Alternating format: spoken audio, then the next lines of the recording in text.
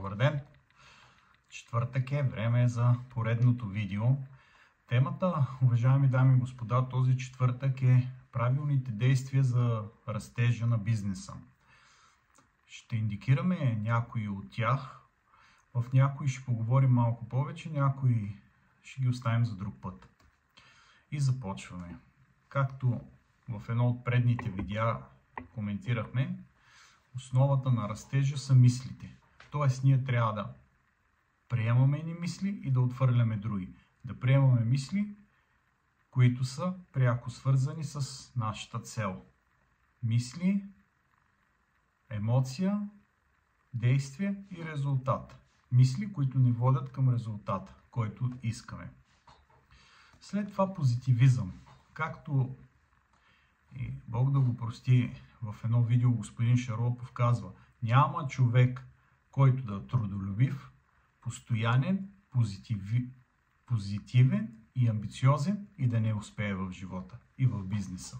Така че позитивизма е изключително важна черта на успешния бизнесмен. Следващо нещо, бъдете лидери.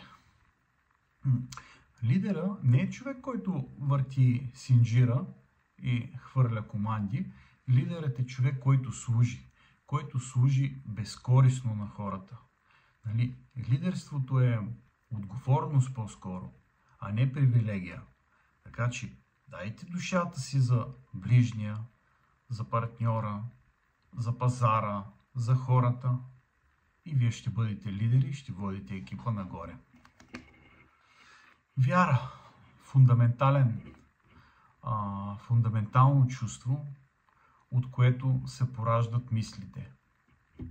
Ако имаме вяра, колкото синапово зърно е казано, ще кажем на тази планина премести се и тя ще се премести.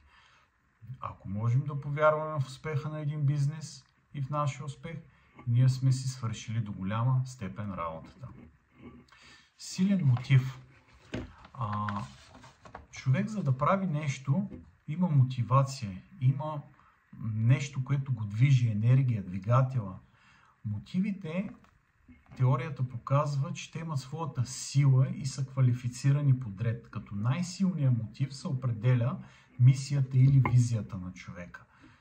Освобождението, финансовата свобода, мисия, хората да имат възможност да се лекуват в най-добрите клиники, хората да живеят достойно и много други мисии. И когато мотивът на човек е такава мисия, успехите са в пъти по-големи, отколкото когато целта е някоя от следните. Втора по сила е семейство и сигурност, когато мотивацията ми е да подсигуря семейството. Третата е личния растеж, себедоказване, доказване на околните. Четвъртия е финансова свобода, т.е. грубо казвам, като влезна в магазина да не гледам цените или в ресторанта. Петото е свобода на времето. Много хора избират да правят този бизнес пред този, защото му дават свобода да играят тенис, да ходи да почива или да си упражнява хобито. Творчество. Има хора, които са творчески натури, не искат да влезнат в режим, в граници, искат сами да творят, така че това също е мотив. И бягство от болка и стрес. От мизерията, от кредитите. И по-скоро тук има малка разлика между стимул и мотивация. Стимул, представете си, че мечка нагони в гората. Ние бягаме от тая мечка. В момента, в който бягаме, ние имаме стимула да избягаме. В момента, в който избягаме от мечката, трябва да си намерим мотивация, за да продължим да бягаме.